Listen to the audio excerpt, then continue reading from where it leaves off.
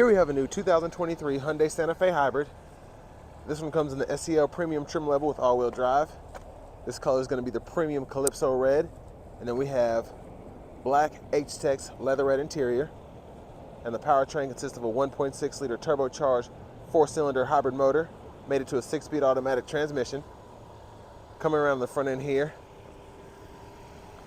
LED headlamps on with LED daytime running lights. They don't do all that flashing and stuff. That's just how my camera's picking it up.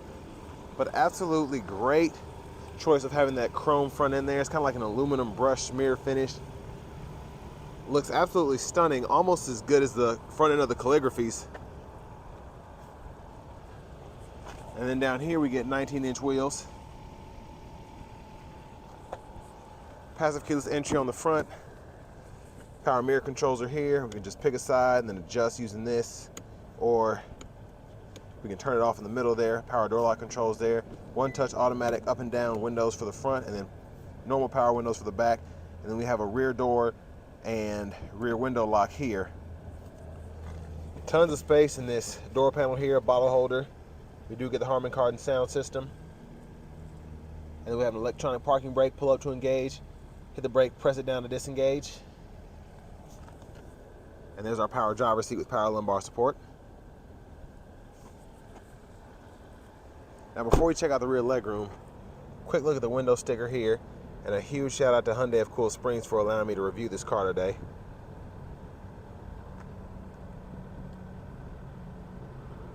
But a $42,230 sticker price, we'll have to see if it's worth it.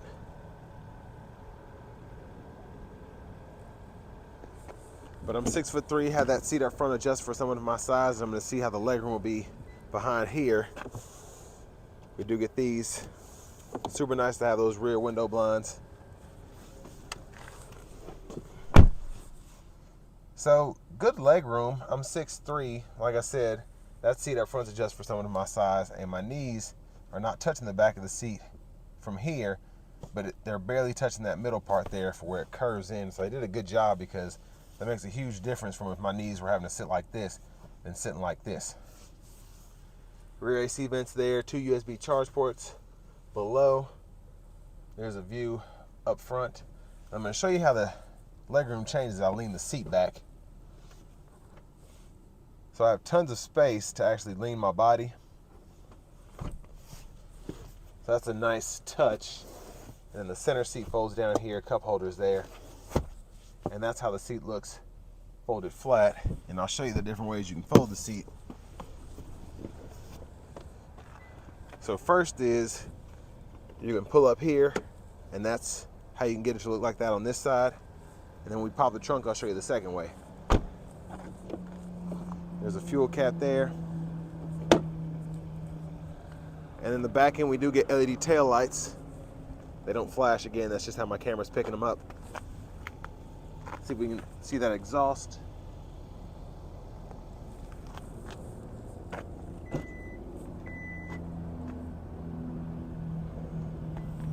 And then that second way of folding the seats down is you can actually power release from back here. I like how we have that little pocket here to hold stuff from getting away if we want to keep it in the trunk, maybe a few bolts or something. And there's the tire inflator system there. And then with this one being a hybrid, not room for a spare, because I'm sure the battery is back there somewhere.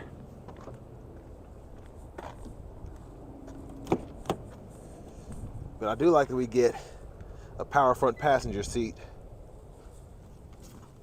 Nice storage sleeve here.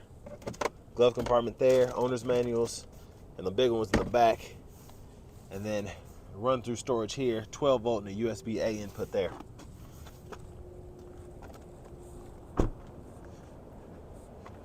Now I've owned the twin of this. I had a 21 Sorento hybrid, which I was getting 42 miles per gallon with that thing. So same powertrain. Mine was front wheel drive though, and this one being all wheel drive, you do suffer a little bit with the fuel economy according to the EPA, but it's really mostly on how you drive. But there's that 1.6 liter, and it just kicked back on.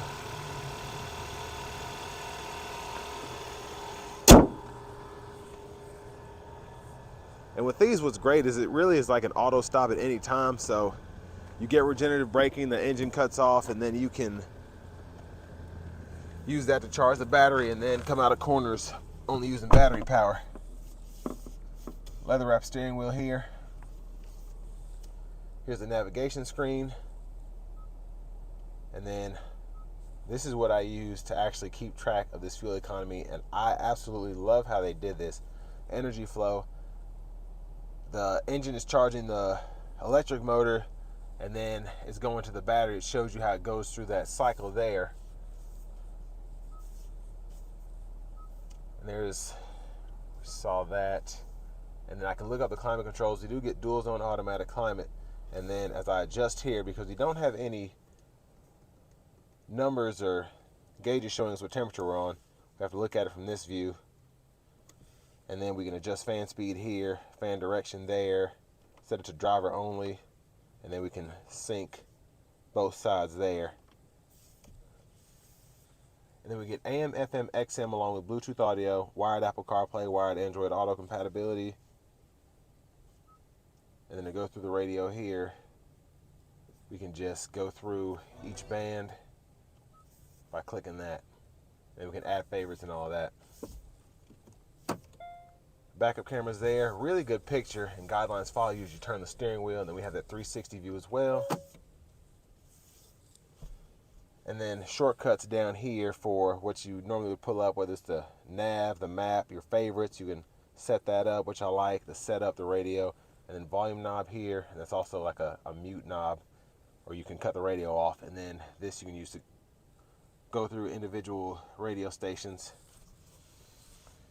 And then I'll go to the shifter after we do this. I really like the all-wheel drive because I'm able to click that for the all-wheel drive differential lock, and then I like that it actually shows you your drive modes on this knob. A lot of them they don't, but on this SEL Premium Hybrid it does. So Smart, Eco, Sport, Snow, and it also shows you on the gauge cluster in front of you. And then you have your downhill brake control here, automatic brake hold, parking sensors, and then you can toggle the camera on and off there. And then you have the 3-stage heated front seats for the driver and front passenger.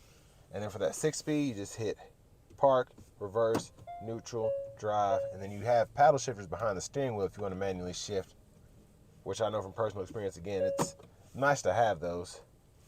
USB port, wireless charging pad indicator there. There's a cup holder where the key fob is, and then the actual wireless charging pad is here, and the second cup holder is there. And then here, center console cubby space, decent size for this kind of vehicle. And then we have the removable tray that goes back there. And then we have the universal garage door transmitter here, sunroof controls, dome lights here. So you turn both of them on there, and you can do one or the other from up here. And then I'm just gonna slide that back so we can one touch open it. And then we can also tilt it or shut it one touch as well. And then to tilt, you just hold that up, and then you can shut the power shade as well. So pretty easy to use, and I like that you can do everything in one swift motion. We're back to the steering wheel, blinkers there, headlamp controls there. Now in auto mode, you can toggle your automatic high beams by actually turning them on, and then when the regular high beam is on, you can just turn the high beams on, and then you can flash them there, turn them off if they're in normal mode. And then over here, windshield wiper controls, intermittent, low, high, and then one time there, and then intermittent, we can adjust that about 5 times. And then rear wipers here have 2 stages for that. And there's a rear wiper fluid, and there's a front wiper fluid. All digital gauge cluster, nice to have. We can go through that here, and then go through the sub menus here. Which with this all-wheel drive hybrid, I like that in that mode I just showed you that we have, and even this mode is my favorite here in the gauge cluster. Being able to see that hybrid mode, so to show you when the battery's working, when the engine's working, when both are working, so on and so forth. Smart cruise controls are here. Lane centering, gap adjust for the smart cruise, and you can set, resume, all that there. And then to the left side of the steering wheel, you hit this mode button to go through whatever you have set up, whether it's AM, FM, XM, and you can adjust or set all that up here. And then Your volume controls are here. This serves as a mute by clicking that, which I like. This is for the track list or radio station presets, depending on where you are. And then you have Bluetooth buttons here. And then push button start. And then finally, there's a closer look at that key fob with remote start. So we can see that, yeah.